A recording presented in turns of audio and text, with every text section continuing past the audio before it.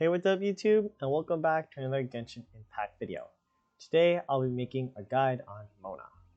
Mona is a Hydro Catalyst support that is great at applying the Hydro status to the enemies around her. She is mainly used for her burst ultimate that will increase your team's damage. First, I'm going to showcase my Mona and then get into the guide. My Mona is 80 out of 90. She has 47 crit rate, 127 crit damage, and 219 energy recharge. I'm using her on the Skyward Atlas. I have her on a 4-piece emblem set. She has 0 constellations, and her talents are 1, 6, 9.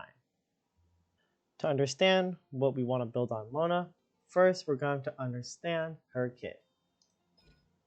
Her auto attacks are infused with Hydro because she's a Catalyst user. I wouldn't really recommend upgrading her auto attacks unless you plan to go sub DPS or DPS Mona. If you're just going regular support Mona and using her for her burst and then swapping off, I wouldn't really upgrade her normal attacks. For Mona's next ability, her E skill, she'll create an illusionary phantom fate. The illusionary phantom will taunt nearby opponents. It will continuously deal Hydro damage, and when its duration expires, the phantom will explode, dealing AoE Hydro damage. If you hold the E skill, she'll place the phantom and then dash back. Mona's ultimate ability, Next is Mona's ultimate ability. Opponents inside her large AoE are affected by the illusionary bubble status. Mona will trap opponents inside the illusionary status and infect them with the Hydro status. She'll render weaker opponents immobile, and when an opponent infected by the illusionary bubble sustains damage, it has the following effects. It applies an omen to the opponent, which gives them a damage bonus, also increasing the damage of the attack that causes it. It removes the illusionary bubble, dealing Hydro damage in the process. Omen is during its duration, increases damage taken by opponents. For her dash is Mona will cloak herself in water, and she'll be able to sprint and run on water, and applies the wet stash to nearby opponents when she reappears. For Mona's first passive talent, after she used her E skill for 2 seconds, if there are any opponents nearby, Mona will automatically create a phantom. A phantom created in this manner will last for 2 seconds, and its explosion damage is equal to 50% of her E skill. For her next passive talent, increases Mona's Hydro damage bonus by a degree equivalent of 20% of her energy recharge rate. And for her final passive talent, when Mona crafts a weapon ascension material, she has a 50% chance to refund a portion of the crafting material used. In my opinion, you're going to want to upgrade her ultimate ability first, no matter if you're going DPS or support Mona. Next would be her E skill, and last would be her normal attacks. If you go in DPS Mona, you'll just want to upgrade all of them. Now that we know what we want on Mona and understand her kit, let's get into her weapons. I'm currently running the Skyward Atlas on her. This isn't the best option for a support Mona, but I really like the amount of base attack it gives and the elemental damage bonus. It is a 5-star weapon, so it's probably not the best option. In my opinion, Mona's best 4-star option is the Wind Sith. I really like the Wind Sith for support Mona because it has a crit damage substat and the debut passive talent. When the character takes the field, it will gain a random theme song for 10 seconds. The first theme song, the attack is increased by 60%. The second one increases all elemental damage by 48%. And the last theme song, Elemental Mastery, is increased by 24%. This can only occur once every 30 seconds. And I think it's a great weapon for all support Catalyst users.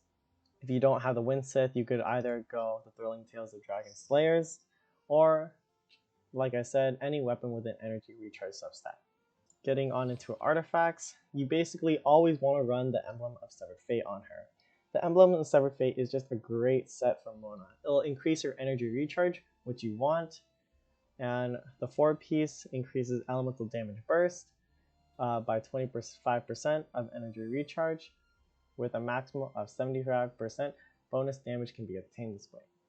This passive talent synergizes extremely well with Mona's kit because she really needs energy recharge because she doesn't really get many particles from her E skill. So stacking energy recharge will benefit Mona, and the Emblem of Severed Fate set will also turn the energy recharge into damage. If you look back at one of her passive talents, she'll gain hydro damage bonus equivalent of 20% of her energy recharge rate. So this just further pushes the point that you just want to spam energy recharge on your Mona. Of course, you can go a variety of 2-piece sets. So you could go for a hydro damage bonus set. You could also go for a Glad set, a Shimenawa set for the attack bonus. Or you could go for a 4-piece Noblesse Oblige set, 2-piece Noblesse Oblige set. All the sets work. But really, you just want the Emblem of Severed Fate set because it just synergizes extremely well with Mona's kit.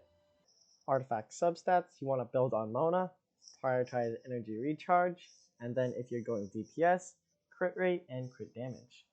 Next, you can go for attack and elemental mastery, and finally, flat defense, flat HP, everything else comes in last. For her artifact sets, on the sands, you're going to want to build energy recharge. Her Goblet, I put hydro damage on her, and for her Circlet, crit damage. I like to run a good amount of energy recharge on Mona. I like to hit around 200 because again, your E skill doesn't provide much energy for you. Getting into Mona's constellations. Her first constellation, when any of your own party members hits an opponent affected by an omen, the effects of hydro-related elemental reactions are enhanced for 8 seconds. Electro charge damage increases by 15%, vaporize damage increases by 15%, hydro swirl damage increases by 15%, and frozen duration is extended by 15%. For her C2, when a normal attack hits, there's a 20% chance that will be automatically followed up by a charge attack. This effect can only occur once every 5 seconds. Mona C3 will upgrade her Phantom by 3 levels. Her C4, when any party member attacks an opponent affected by an omen, their crit rate is increased by 15%. Her C5 increases the level of her ult by 3 levels. And her C6, upon entering Illusionary Torment, Mona gains a 16% increase to the damage of her next charge attack per second of movement. A maximum damage bonus of 180 can be achieved in this manner, and the effect lasts for no more than 8 seconds. For Mona Constellations, I think her C1 is incredible damage buff. It's really great for your reaction-based team comps, but of course Mona is a standard banner character, so there is really no targeting when you get Constellations on Mona. But if you get C1, just know that is an extremely strong power spike for Mona. All of her other constellations are great for support, but don't really enhance Mona's own personal damage that much. Now before we get into Mona's team comps, I want to focus on the pros and cons I have about the unit before we get into valid team options for Mona. Mona's dash is incredibly useful for overworld exploration, but inside combat does not serve much of a purpose unless you really need to apply the Hydra status to some enemies. She's incredibly great at applying the Hydra status, and you can use your DPS characters effectively to capitalize off of that Hydra status. Her damage buff you gain from using her burst is amazing and can be used to deal extremely large amounts of damage to all kinds of opponents. Mona does have energy recharge problems, and you mostly want to build your stats around energy recharge. She is incredibly squishy, so you do have to keep that in mind when fighting opponents that will hit for large amounts of damage. Getting into Mona's team comps, I have for you a Ganyu Freeze team comp. Ganyu is the DPS, Mona is a damage amplifier, Sucrose is our damage amplifier, and Diona is for shield and sustain. Mona synergizes extremely well in these team comps because she's extremely great at applying the Hydro status with her dash and her E skill. Sucrose can swirl the Hydro status onto many more enemies, and Ganyu can freeze all the enemies, and if she's running the Blizzard Stir set, will have increased crit rate. Diana can give our characters a shield, since all of them are pretty squishy. The shield will help them stay on the battlefield and survive a lot longer. If they do end up taking damage, Diana can heal the entire team.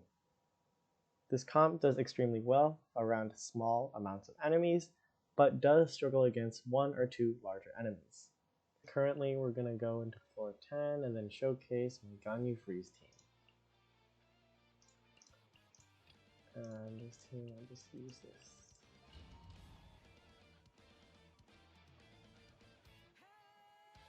Go with Elemental Mastery to get the freeze and the shatter buffs. And I'm just gonna freeze it.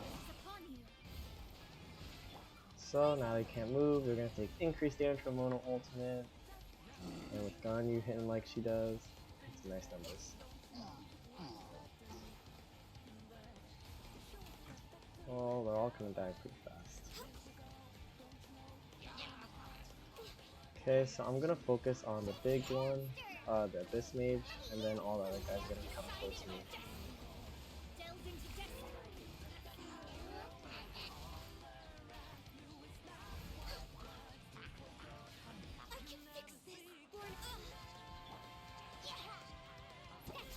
Okay, I'm kinda stuck right now.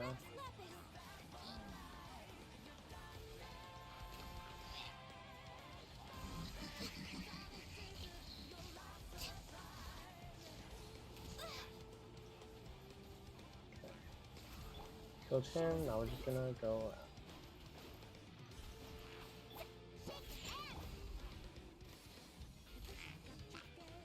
Gonna focus Sucrose to try and group them.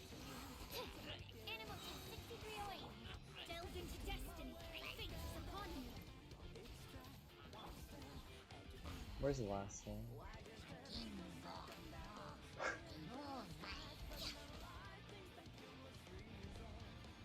Okay, so on the next floor, the damage burst is going to be better than the HP, so I'm just going to go with that.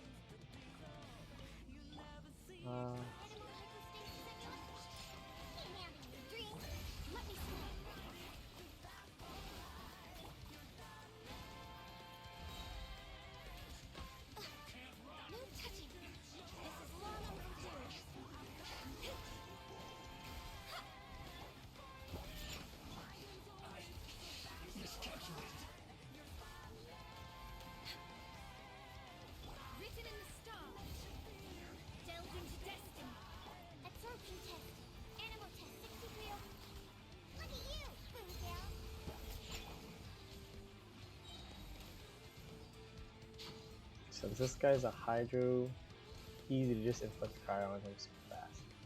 I can actually just shoot this guy, he has no shield. And then we just activate our burst. Mona, we can just place our Hydro thing, and then get a shield, and then the Sucrose to damage amplify.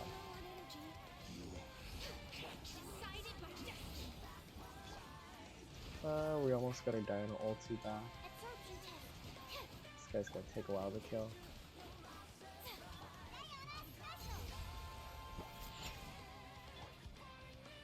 And he should be dead soon. And for the final floor, energy recharge, this is skill and burst cooldown is probably better.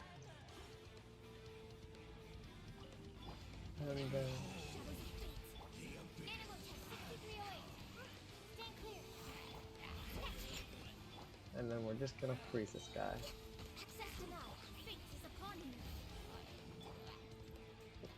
Wrong character. Okay, got me. And then just charge shot him. On this floor, you basically just want to focus on the big guy, and then the other guys will get caught in crossfire and then die. So we're already on his second shield phase.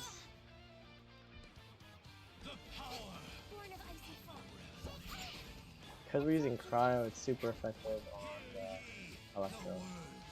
So the shield shouldn't take this long. Get a shield. And then Mona. Shooting Mona is going to be better actually here because she's House and it could just effectively use a dash. You can get a shield and use burst. And I think we just dash around this guy.